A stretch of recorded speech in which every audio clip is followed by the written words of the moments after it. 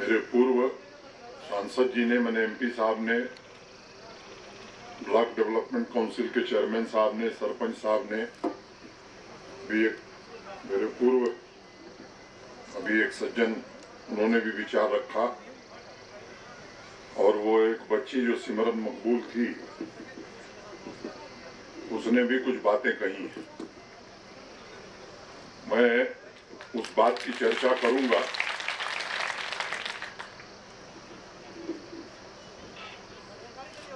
ठीक कहा उस बच्ची ने कि 2 अक्टूबर बापू के जन्म दिन से ये कार्यक्रम शुरू हुआ और आज तीसरा दिन है। आपके जो मसाइल यहाँ लोगों ने उठाए हैं, उनकी बात मैं आगे करने वाला हूँ, लेकिन मुझे लगता है कि बैक टू विलेज अभियान क्या है, कहीं न कहीं किसी प्रकार का भ्रम हो गया है। ये बैक टू विलेज कोई बड़ी प्रोजेक्ट सैंक्शन करने का अभियान नहीं। बैक टू विलेज जो सरकारी योजनाएं भारत सरकार की, विशेष तौर से सोशल सिक्योरिटी की जो 5454 स्कीम्स हैं, किसान और मजदूर के हित में जो कार्यक्रम भारत सरकार चला रही है, या जम्मू कश्मीर का यूटी प्रशासन चला रहा है, उसका 100% सैचुरेशन हो जाए, लोगों को लाभ मिले, इसका मुख्य उद्देश्य है। मनरेगा और फाइनेंस कमीशन के द्वारा जो पैसा पंचायतों को जा रहा है, हमारे सरपंच, बीडीसी और पंच, पंचायत में रहने वाले लोग उस पैसे का सदुपयोग अपनी पंचायत के विकास के लिए कर सकें, बैक टू विलेज ये प्रोग्राम है। जो बातें यहां रखी गई हैं सब वाजिब है, उसमें मैं आगे उसका जिक्र करूंगा।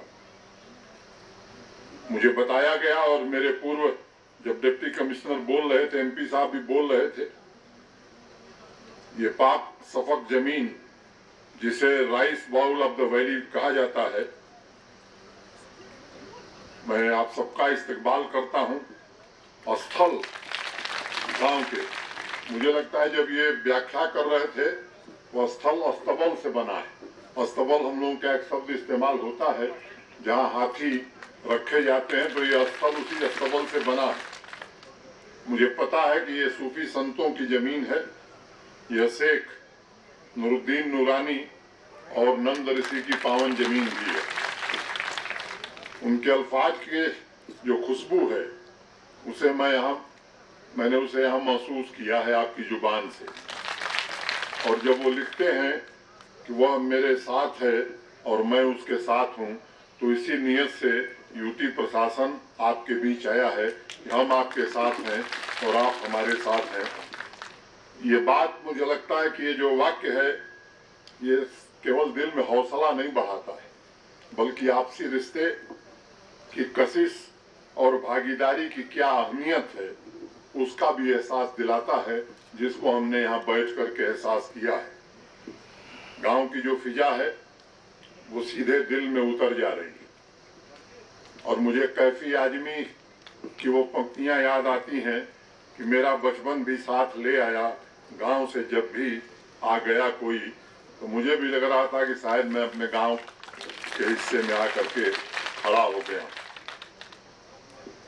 दोस्तों, आज पूरे जम्मू कश्मीर में ये जो भागीदारी है लोगों की,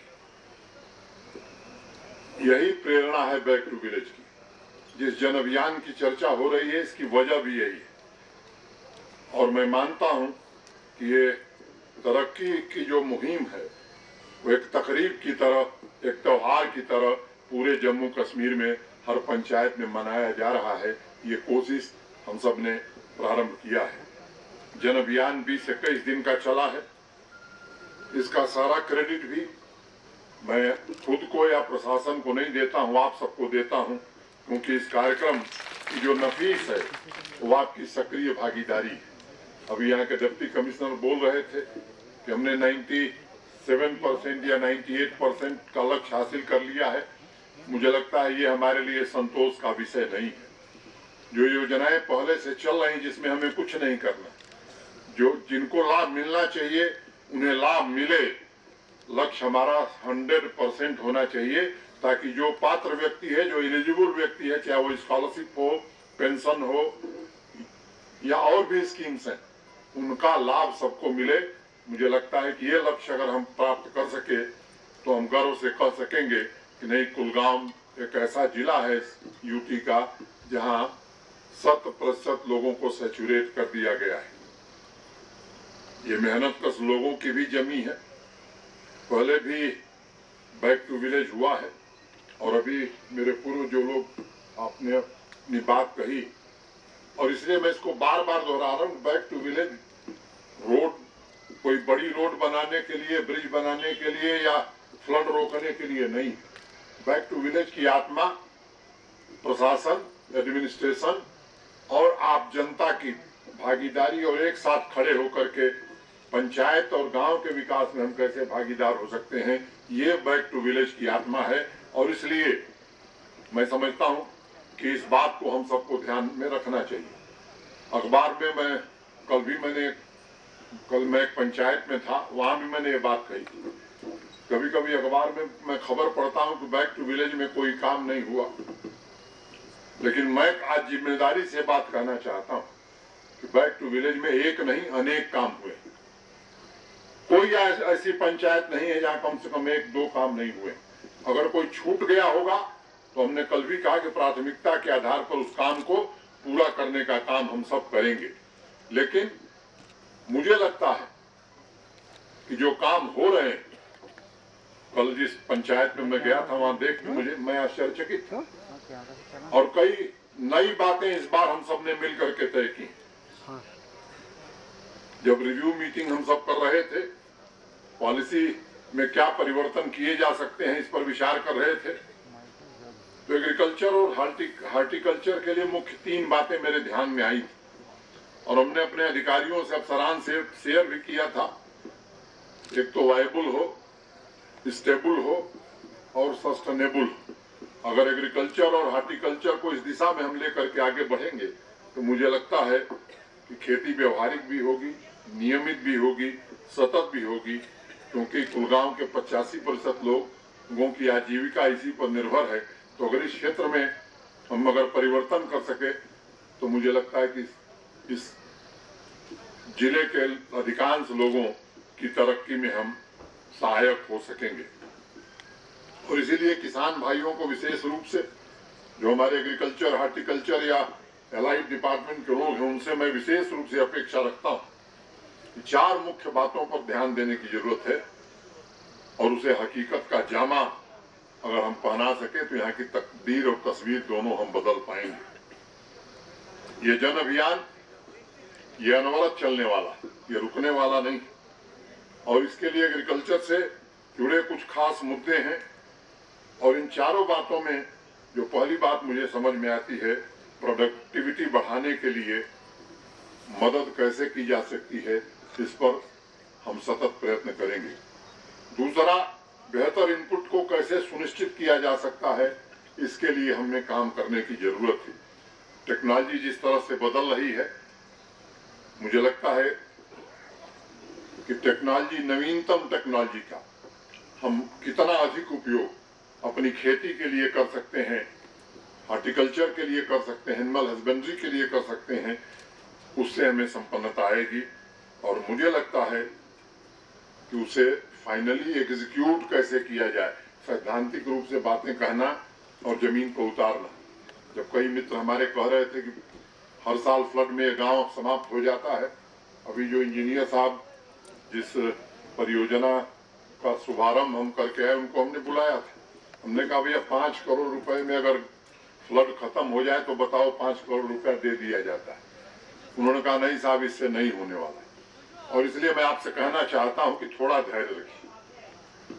धैर्य इसलिए रखिए, हम इतना आपको आश्वासन देते हैं कि हम फ्लड के लिए जो भी इंतजाम करना होगा वो यूटी प्रशासन निश्चित रूप से करेगा। 5 करोड़ नहीं 50 करोड़ लगेगा तो उसका भी इंतजाम हम करेंगे, लेकिन जल्दबाजी में 5 करोड़ पानी में डुबाने के लिए हम देने वाले नहीं है। ये बात मैं साफ तौर पर कहना चाहता हूं। उसकी मुकम्मल डीपीआर बन जाए, वो टेक्निकली वायबल है कि नहीं है, बनने के बाद फिर फ्लड आया तो फिर आप यही कहेंगे कि ये तो होता रहता है जो पिछले 15-30 साल से हो रहा है। अभी एमपी साहब कह रहे थे वो 30 साल वाला रिपीटिशन वाला काम हम नहीं चाहते।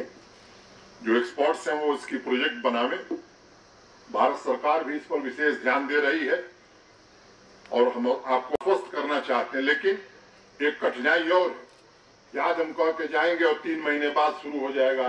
कह के गए थे जी साहब, बना नहीं, तो ये 3 महीने में बनने वाला नहीं है। ये बात मुझे लगता है कि हम सबको साफ होनी चाहिए।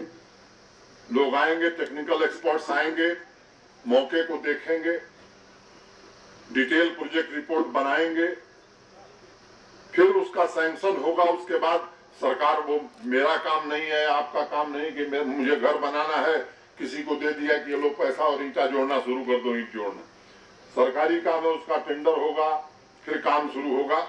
लेकिन इतना मैं आश्वस्त करता हूं कि न्यूनतम समय में, जो कम से कम समय लग सकता है, उसमें इसकी डीपीआर बनाना, इसकी स्वीकृति कराना और फिर आगे काम शुरू कराना, ये हम लोग मिलकर के करेंगे। ये हम आपको आश्वस्त करना चाहते हैं। और मुझे लगता है कि बाकी जो बातें कही गई हैं वो तो मूल खाना यही था, बाकी चटनी अचार था, तो उसकी चर्चा करने की जरूरत मुझे लगता है कि है नहीं। क्यों हो गया ना, बाकी तो सब। शालीमार राइस के बारे में भी मुझे बताया गया है, यहाँ की मिर्च और गार्लिक देश भर में जाती है, लेकिन कम मात्रा में जाती है। मुझे लगता है जो जिस बात की मैं चर्चा कर रहा था, इसकी मात्रा को और अधिक डीसी साहब कैसे बढ़ाया जाए। वो एग्रीकल्चर, हार्टिकल्चर के लोग, बाकी जो हमारे कृषि से संबंधित लोग हैं, हमारे जो कृषि विज्ञान केंद्र हैं, एग्रीकल्चर यूनिवर्सिटी है, उनका क्या योगदान हो सकता है कि ये पैदावार हम बढ़ा सकें, वैरायटी में बदल ला सकें, क्वालिटी और क्वांटिटी दोनों में सुधार कर सकें। मैं समझता हूं आज ये असली काम करने की जरूरत हमें है। 7 ऐसे गांव हैं, डीसी साहब ने बताया, जहां ऑर्गेनिक वेजिटेबल हो रहा है। कौन 7 ही हैं, 70 क्यों नहीं हो सकते हैं, इस पर हमें विचार करने की जरूरत है।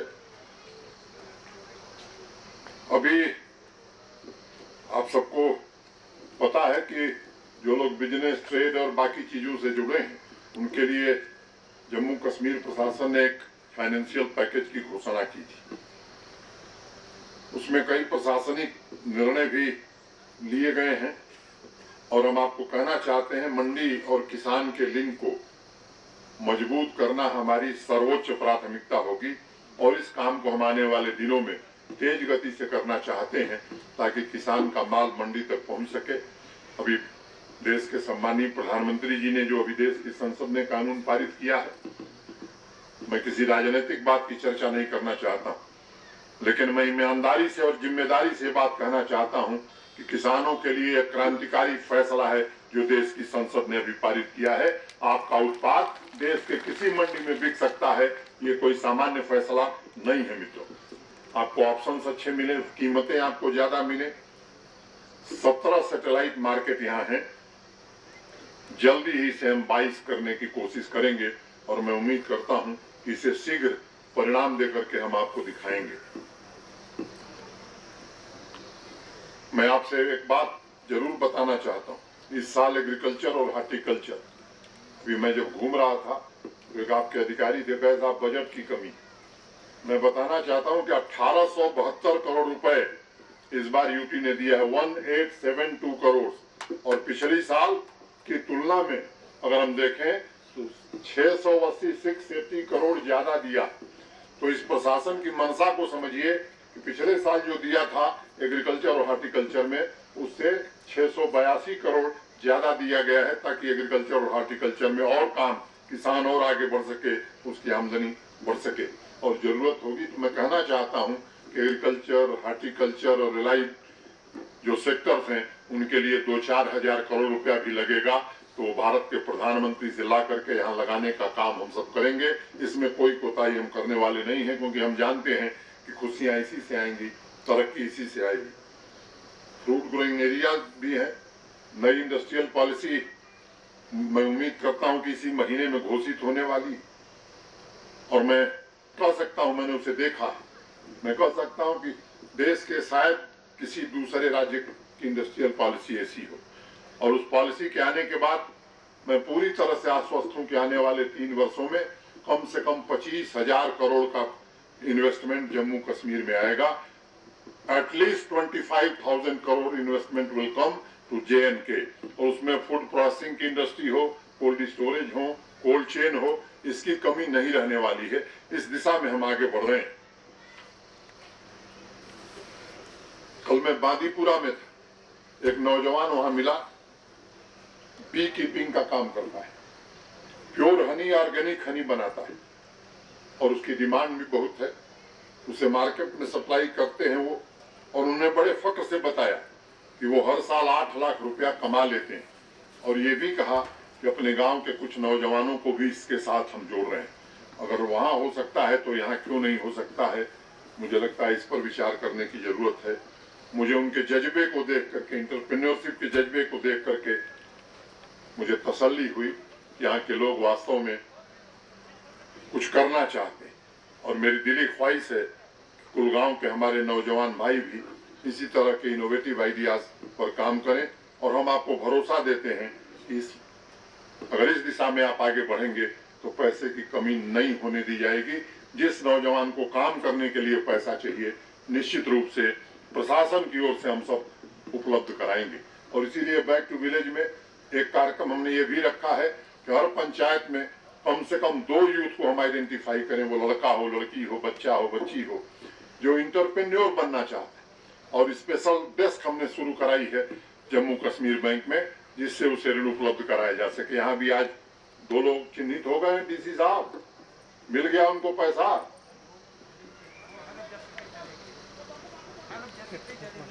अच्छा, तो हर पंचायत में अब आप कल्पना करिए कि अगर पूरे यूटी को आप देखेंगे तो इस बैक टू विलेज में लगभग 4200 से ज्यादा पंचायतें। तो केवल इस साल 8500 यूथ को हम फाइनेंशियल मदद दे रहे हैं इंटरप्रेन्योर बनने की। वो केवल खुद रोजगार नहीं पाएगा, अपने परिवार का पालन भी करेगा, अपने गांव में 1-2 रोजगार और पैदा करेगा। अगर 3 साल ये बैक टू विलेज इस तरह चला तो मैं समझता हूं जो बात आप कह रहे थे, हम भी चाहते हैं कि किसी की जान नहीं जानी चाहिए, लेकिन पुलिस का आदमी भी, आर्मी का आदमी भी मरता है तो उसका परिवार भी रोता है। हम चाहते हैं कि अमन और चैन रहे, लेकिन मैं सबसे अपील भी करता हूं, पुलिस हो, प्रशासन हो, किसी को नाजायज किसी के साथ हो, ये नहीं होने दिया जाएगा, ये हम आपको आश्वस्त करते हैं। लेकिन पुलिस पर हमला हो, मैं समझता हूं ये भी नहीं होना चाहिए और इसकी मुखालफत होनी चाहिए। और मुझे तकलीफ है, 2 महीने हो गए, अनेक जवानों की हत्या हुई है और एक बड़े आदमी ने कोई आज तक राजनीतिक बयान नहीं दिया है। इससे बड़ी शर्मिंदगी की बात नहीं हो सकती। किसी का बेटा मरे, आपका बेटा मरे, मुझे तकलीफ है, मेरा बेटा मरे तो आपको भी तकलीफ होनी चाहिए। इस भाव से जब समाज आगे बढ़ता है तो मैं समझता हूं अमन चैन निश्चित रूप से कायम होगा। और हम आपको अवसर उपलब्ध कराना चाहते हैं, तरक्की के अवसर मिले यहाँ के नौजवानों को। और उन साथियों से, नौजवान बच्चों से भी मैं आग्रह करना चाहता हूँ कि आप आइए, मुख्य धारा में आइए, आपके लिए अवसरों की कमी नहीं होने दिया जाएगा। जितने अवसर आपको चाहिए अवसर उपलब्ध कराए जाएंगे। किसी के साथ कोई गलत काम हो ये हम सुनिश्चित करेंगे कि न हो, लेकिन समाज को निश्चित रूप से खड़ा होकर के इन बातों पर सोचना पड़ेगा और समाज तय कर लेगा। तो मुझे पूरा विश्वास है कि जम्मू कश्मीर को देश का सबसे विकसित राज्य हम बना सकते हैं। मित्रों, मैं कहना चाहता हूं कि गांव की तरक्की के लिए, आवाम की भलाई के लिए पिछले साल के मुकाबले इस साल 1951 करोड़ ज्यादा दिया गया है। क्योंकि फोकस है हमारा कि गांव जब बदलेगा, गांव में सामाजिक और आर्थिक स्तर का उन्नयन होगा, किसान भाइयों की तरक्की होगी, तभी इस यूटी की तरक्की हो सकती है। मैंने चर्चा किया था किसान और मजदूर भाइयों को लेकर के जो अभी देश की संसद ने कानून बनाए हैं। प्रधानमंत्री जी को अगर आपने सुना होगा, आदरणीय मोदी जी को, तो उन्होंने कहा कि इससे जबरदस्त रिफॉर्म एग्रीकल्चर सेक्टर में आने वाला है। और कई सालों बाद ऐसा पहली बार हुआ है कि आपके उत्पाद के मुंह मांगे दाम मिलेंगे। मैं आपको आश्वस्त करना चाहता हूं, यह जरूर होगा और जल्द होगा। इस दिशा में हम आगे बढ़ रहे हैं। जो दूर हो खुशहाली, पास पास लाने का हुनर हम जानते हैं, हम दरिया हैं, नदी को पास लाने का हुनर भी हम जानते हैं। इस उम्मीद से, इस विश्वास से हम सब इस बैक टू विलेज अभियान को लेकर के आपके दरवाजे पर आए हैं। मैं खुद आपके आया हूँ, प्रशासन भी आपके दरवाजे पर है। अब आप बताएं, आपकी खुशहाली के लिए, आपकी रजामंदी से क्या क्या काम होने चाहिए। 64 लाख रुपए इस पंचायत में डीसी साहब को नहीं तय करना है, क्यों? यहाँ के ग्राम सभा को तय करना, ग्राम सभा को तय करना है। हाँ, वही मैं कह रहा हूँ। तो न, किसी को नहीं तय करना, आपको तय करना है कि इसमें आप क्या काम करना चाहते हैं। और उस बच्ची ने जो कहा कि, या आपने कहा कि 1 लाख भी आता है तो हम उसी में लगा देते हैं, उसकी चिंता छोड़ दीजिए, वो हमारे ऊपर छोड़ दीजिए, उसको हम बनवाएंगे। लेकिन 64 लाख का सदुपयोग आप अपनी पंचायत के लिए क्या करना चाहते हैं, ये आप तय करिए। कुछ लोग भ्रम फैला रहे हैं, ई टेंडरिंग है, कहीं ई टेंडरिंग नहीं है। मैं साफ तौर पर खुले मन से कह रहा हूँ, और प्रेस के लोग हो तो नोट कर लें। और ये भी हम सब ने हिदायत दी है कि उसी पंचायत के नौजवान काम करें ताकि उनको भी रोजगार मिल सके, इसलिए कोई भ्रम होने की जरूरत नहीं है। हाँ, लेकिन ट्रांसपेरेंसी और अकाउंटेबिलिटी ये किसी भी गवर्नेंस की अनिवार्य और अपरिहार्य शर्त है। और उसके लिए मैं समझता हूं कि सबको चिंतित होना चाहिए। केवल एक आदमी ट्रांसपेरेंसी और अकाउंटेबिलिटी नहीं ला सकता है। उस दिशा में जरूर कुछ फैसले किए गए हैं, लेकिन पंचायत के लोग करें, हम चाहते हैं। वहां स्वच्छता के लिए जो बातें कही गई हैं, मुझे लगता है कि आपको बताया गया होगा। बहुत लंबा आंकड़ा यहाँ के डिप्टी कमिश्नर ने पढ़ा, मैं उसको दोहराना नहीं चाहता हूँ, लेकिन मुझे प्रसन्नता है कि सीटिंग सैचुरेशन 98% हो गया। और पुरस्कृत हम लोग आपको करेंगे विशेष रूप से जिस दिन आप कहेंगे कि 100% हो गया। 98% पर प्रसन्नता है, लेकिन मुझे लगता है कि वो 100% हम देखना चाहते हैं। 27,000 से ज्यादा बच्चों को स्कॉलरशिप दी गई है, ये प्रसन्नता की बात है। हेल्थ स्कीम में 8,000 लोगों को मैं एक बात बताना चाहता हूँ। माननीय प्रधानमंत्री जी ने आयुष्मान भारत जन आरोग्य योजना जो शुरू की, वो 2021 के सेंसस के आधार पर जो गरीबी रेखा के नीचे रहने वाले हमारे परिवार, हमारे साथी हैं, बिलो पॉवर्टी लाइन, ऐसे लोगों को उसमें प्रतिवर्ष हर फैमिली को 5 लाख रुपए के इलाज की सुविधा प्राप्त है। जम्मू कश्मीर ने फैसला किया और प्रधानमंत्री जी के निर्देश पर ही फैसला किया। ये 30 लाख लोगों को तो ये सुविधा मिल गई। जो 70-72 लाख लोग बचे हैं, उन्हें भी जेके हेल्थ स्कीम की योजना हम सब ने स्वीकृत की है। हर परिवार को, जम्मू कश्मीर यूटी में रहने वाले हर परिवार को अब 5 लाख रुपए के इलाज की सुविधा हर साल मिले, इसका प्रबंध कर दिया गया है। इसमें कोई दिक्कत नहीं होनी चाहिए और ये काम तेजी से हम कर रहे हैं ताकि सभी लोगों तक ये योजना पहुंच सके। ब्लॉक दिवस का एक कार्यक्रम शुरू किया गया है। भौगोलिक दृष्टि से इस जनपद में कुछ कठिनाई आ रही है। मैं डिप्टी कमिश्नर से अपेक्षा रखता हूँ कि 3 स्थान जनपद में तय कर दिए जो भौगोलिक दृष्टि से सबको पहुंचने में सुविधा हो। और ये पूरे वर्ष तक नहीं, जब तक हम लोग हैं ये कार्यक्रम चलेगा। हर बुधवार को ये ब्लॉक दिवस, तहसील दिवस या सब डिवीजन दिवस जो कहिए आप, सारे अफसरान वहीं रहने वाले। जैसे ए, बी, सी अगर 3 स्थान इस जनपद में तय हुए, ए पर डीसी, एसपी और डिपार्टमेंट्स के बाकी लोग, बी पर एडिशनल डीसी, एडिशनल एसपी और सारे डिपार्टमेंट्स के दूसरे लोग, और सी पर सिविल एडमिनिस्ट्रेशन और पुलिस एडमिनिस्ट्रेशन के जो तीसरे नंबर के थर्ड हायरार्की के अफसर हैं वो, और बाकी डिपार्टमेंट के अफसर। अगले वेडनेसडे को ए बी पर चला जाएगा, बी सी पर चला जाएगा, सी ए पर चला जाएगा। ये रेगुलर फीचर है और पूरे वर्ष तक चलने वाला। रोजमर्रा की जो छोटी मोटी जरूरतें हैं वो निश्चित रूप से वहीं उसका समाधान हो जाए, इसके पीछे मनसा ये है। मैंने जो यहाँ के आंकड़े देखे हैं, पूरे यूटी में काफी भारी संख्या में उत्साह के साथ लोग ब्लॉक दिवस पर आ रहे हैं। यहाँ मुझे लगता है कि भौगोलिक कारणों से लोगों की संख्या कम आई, या ये भी हो सकता है कि उसका प्रचार प्रसार कम हो। मैं आपसे अपेक्षा रखता हूं कि ये तीनों स्थान आप आज ही चिन्हित करके बता दीजिए। ये 3 स्थान है जहां ये कार्यक्रम चलेंगे 10 से 4। और बैक टू विलेज के दौरान भी बुधवार को वो कार्यक्रम होगा। ये भ्रम नहीं होना चाहिए कि बैक टू विलेज है तो वो नहीं होगा। वो बुधवार को अगर कोई गजटेड हॉलीडे पड़ गई, ईद पड़ गई, बकरीद पड़ गई, होली पड़ गई, या इस वक्त तभी नहीं होगा। अदरवाइज हर बुधवार को वो कार्यक्रम होना ही है, ये स्पष्ट होना चाहिए। इसके लिए सरपंच साहिबान, बीडीसी के लोग, पंच, पॉलिटिकल पार्टीज के लोग, एक्टिविस्ट जो हैं, हमारे सिविल सोसाइटी के लोग, इनको भी जरा बताने की जरूरत है, सामान्य व्यक्ति को भी बताने की जरूरत है कि साहब बुधवार को आइए, इस तरह के जो मसाइल हैं वो वहीं हल कर दिए जाएंगे। ये मैं आपसे निवेदन करना चाहता हूँ। ग्रीवांस रिड्रेसल का भी एक मैकेनिज्म खड़ा किया गया है पूरे यूपी में। तो सिमरनजीत सिंह यहाँ हैं, इनके ही जिम्मे वो काम है। आपकी जो शिकायतें हैं या जो मदद आप शासन प्रशासन से चाहते हैं, उसकी एक व्यवस्था हम लोगों ने बनाई और मैं आपको आश्वस्त करना चाहता हूं कि बैक टू विलेज प्रोग्राम के बाद ये संस्थागत रूप में, इंस्टीट्यूशनलाइज्ड वे में ये व्यवस्था काम करेगी। सामान्य आदमी की जो ग्रीवांस है, उसको जो हेल्प चाहिए वो निश्चित रूप से मिले, इसको हम सुनिश्चित करेंगे। यहाँ 178 पंचायतें हैं,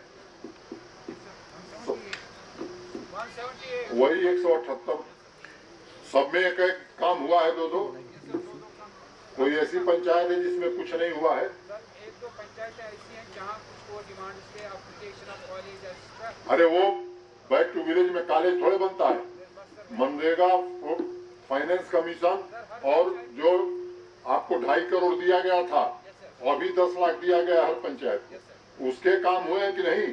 तो कॉलेज जहाँ बन जाएगा, अगली डिमांड यूनिवर्सिटी की होगी, जहाँ पीएससी होगी वो कहेगा सीएससी बनाइए, और सीएससी बनेगा तो मेडिकल कॉलेज बने। तो अनवरत चलने वाली प्रक्रिया। बैक टू विलेज का मतलब कॉलेज बनाना नहीं है, स्पष्ट आपके दिमाग में होना चाहिए। बस हो गया, बढ़ जाइए।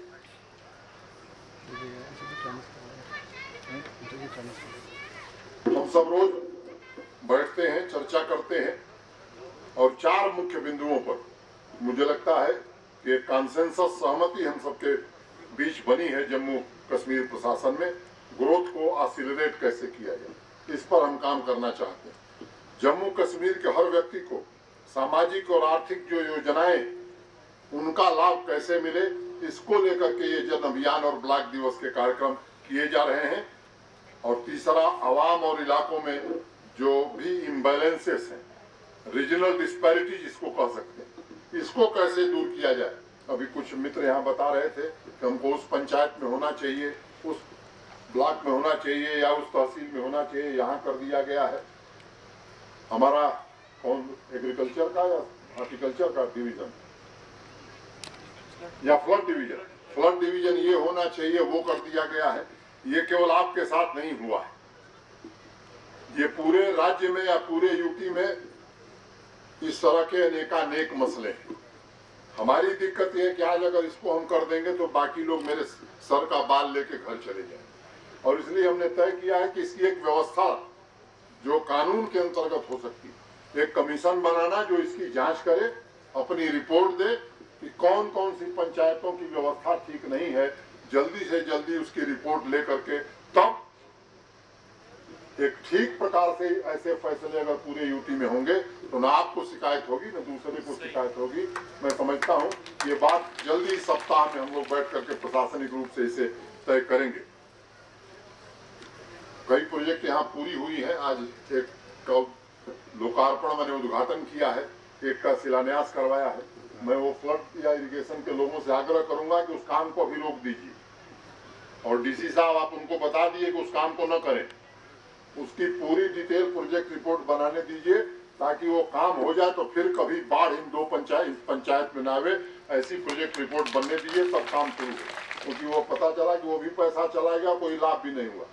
तो अगर फ्लड और इरिगेशन के लोग हैं तो ये सुन ले, ये आदेश है, उसमें कोई फिर ये नहीं होगा कि साहब हम गलती से कर दिए, फिर वो तनख्वाह से वसूली हो जाएगी।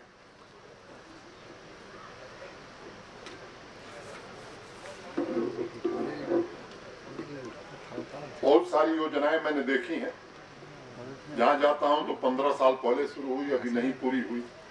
एक जिले में मैं था तो देखा ये 17 साल पहले काम शुरू हुआ, अभी पूरा नहीं हुआ। और इसलिए एक फैसला हम लोगों ने किया कि साहब ये घोषणा वाला काम नहीं करेंगे। आपको भी मैंने जो फ्लड का कहा वो मानवीय संवेदना के कारण का, और ये नहीं कहा कि आज बन जाएगा। हमने कहा कि इसका प्रयास करके निश्चित कराएंगे, लेकिन फर्जी आकर के शिलान्यास कर देना, प्रोजेक्ट है 50 करोड़ की और 5 लाख रुपया दे करके 15 साल लोगों को बेवकूफ बनाना, ये बहुत हो गया यहाँ। मैं इस तरह का कोई काम हम नहीं करना चाहते हैं। हम वही काम करना चाहते हैं, सच कहेंगे और सच के सिवा कुछ नहीं कहेंगे कि ये होगा तो निश्चित होगा और ये नहीं होगा तो कभी नहीं करेंगे। इस नियत से हम आपके बीच आए हैं और इसीलिए एग्जीक्यूशन का रास्ता हम सब लोग मिलकर के बना रहे हैं। जब इन योजनाओं को देखा कि लंबे समय तक लगती हैं और पहले चौका में फासला देखकर और आगे बढ़ता गया रास्ता देखकर, तो रास्ता देख करके धीरे धीरे तरीके को बदलना और मंजिल पर पहुंचना, मैं समझता हूं ये कोशिश हम कर रहे हैं। टाइम बाउंड मैनर में काम कैसे होगा, एक नए वर्क कल्चर की तरफ हम सब जा रहे हैं। मैंने 5 बिंदुओं पर मुख्य रूप से हम फोकस करना चाहते हैं। Industry, business, services, agriculture, allied sector, village industry, technology, innovation, infrastructure और फाइनेंशियल एंड सोशल इंक्लूजन। ये 5 मंत्र हैं जिस पर हम आगे बढ़ करके जम्मू कश्मीर को तरक्की के रास्ते पर ले जाना चाहते हैं। संसाधन भी है, साधन भी है। मुझे आपका पार्टिसिपेशन चाहिए। संसाधन और साधन दोनों हैं। जब भागीदारी, जन भागीदारी होगी तो निश्चित रूप से अच्छे परिणाम आएंगे, बेहतर परिणाम आएंगे। मैं समझता हूं कि हर व्यक्ति के पास कुछ न कुछ खास क्वालिटी होती है, कुछ न कुछ खास गुण होते हैं। कभी कभी बड़ी चीजों का समाधान गांव में बैठा हुआ सामान्य आदमी जिस ढंग से देता है, पढ़े लिखे लोग भी नहीं दे पाते। इसलिए आपकी भागीदारी से मैं मानता हूं कि निश्चित रूप से जम्मू कश्मीर को हम आगे बढ़ाने में सफल होंगे। Soon there will be no backward village in Jammu and Kashmir. Innovative financing process, convergence of schemes, enabling infrastructure, effective and efficient implementation will be the key to significantly improve growth prospects of Jammu Kashmir Union Territory. Also, with hard work, dedication, transparency and better execution on the ground, we will ensure every individual in our villages are able to attain social empowerment. That is our goal. 2021 की जनगणना के आधार पर जो अभी पढ़ रहे थे DC साहब की साक्षरता लिटरेसी यहाँ 60% के आसपास, और उसमें फीमेल लिटरेसी बहुत कम है, 50%। मुझे लगता है डीसी साहब इसमें इंटरवेंशन की जरूरत है। कश्मीर के इतिहास को अगर आप पढ़ेंगे तो मैं समझता हूँ कि महिलाओं का जो स्थान यहाँ रहा है वो देश के किसी दूसरे हिस्से में नहीं रहा। वॉरियर्स के रूप में भी यहाँ की महिलाएं आज से 5000 साल पहले रही। शिक्षा में देश में जब मुझे लगता है कि महिलाओं की शिक्षा नहीं होती थी, तब भी यहाँ की महिलाएं बहुत शिक्षित हुआ करती। तो ये हमारे लिए दुख की बात है कि अभी यहाँ फीमेल लिटरेसी 50% है। और मैं आपसे विशेष रूप से चाहूंगा, जो इसके लिए प्रयास करना हो आपको भी करना चाहिए। पूरा यूटी प्रशासन करेगा कि ये साक्षरता की दर जल्द से जल्द बढ़े, फीमेल लिटरेसी का परसेंटेज जल्द से जल्द बढ़े, तब हम मुझे लगता है कि अपने गंतव्य तक पहुंच पाएंगे।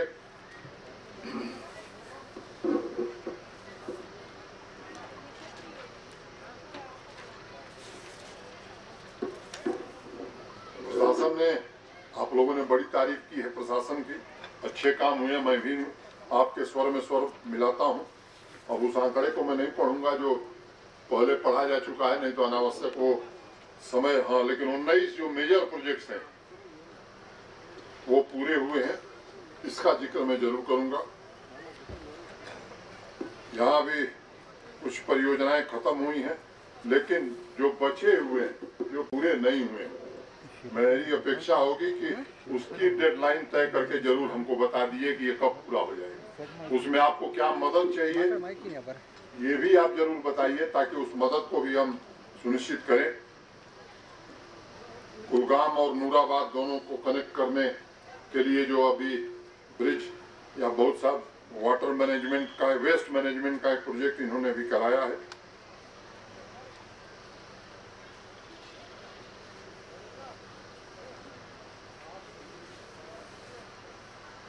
कोरोना अभी खत्म नहीं हुआ है। ये सही है कि यहाँ थोड़ी कमी आई, लेकिन साथियों इसका भय अभी बना हुआ, इसलिए हमें बचना भी है और आगे बढ़ना भी है। और इसमें प्रशासन, डॉक्टर या शासन से ज्यादा आपकी जिम्मेदारी, आपकी भागीदारी ही इस जंग में जीत दिला सकती है। इसलिए आपसे मैं विशेष रूप से अनुरोध करूंगा, रिक्वेस्ट करूंगा कि जो SOPs बनाई गई हेल्थ डिपार्टमेंट के द्वारा रिलीजियसली हम उसे फॉलो करें। ये हमारे हित में है, हमारे परिजनों के हित में है, ये आवश्यक है।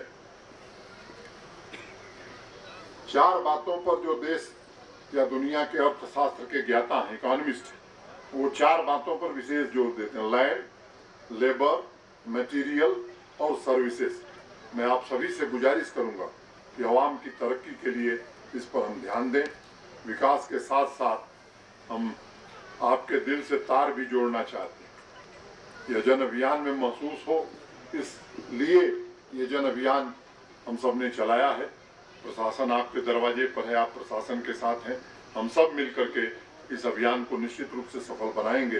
अंत में फैज साहब की वो लाइन कह के मैं अपनी बात खत्म करूंगा: जो गुजर गई हैं रातें उन्हें फिर जगा के लाएं, जो बिसर गई हैं बातें उन्हें याद में बुलाएं, चलो फिर से दिल लगाएं, चलो फिर से मुस्कुराएं। मुझे लगता है कि आज इसकी आवश्यकता है कश्मीर को। आज केंद्र सरकार की घोषणा आपने सुनी होगी। कोविड के कारण जो समस्या आई है, मार्च 2021 तक कोई पैसे की मांग अब बैंक किसी से नहीं करने वाले हैं। सुप्रीम कोर्ट में भी भारत सरकार ने ये बात कही है। मुझे लगता है कि इससे बड़ी राहत, जो हमारे कई साथियों ने कहा कि सब माफ कर दिया जाए, इससे बड़ी राहत आपको मिलने वाली है। मैं उम्मीद करता हूं कि आने वाले दिनों में हम निश्चित रूप से एक विकसित जम्मू कश्मीर देख पाएंगे।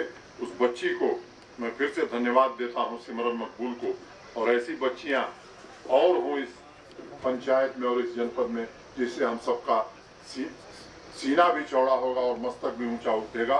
मेरी शुभकामना है उस बच्ची को कि आने वाले जीवन में अल्लाह ताला उसे अच्छे से अच्छे मुकाम पर पहुंचाएं। बहुत बहुत धन्यवाद। नमस्कार।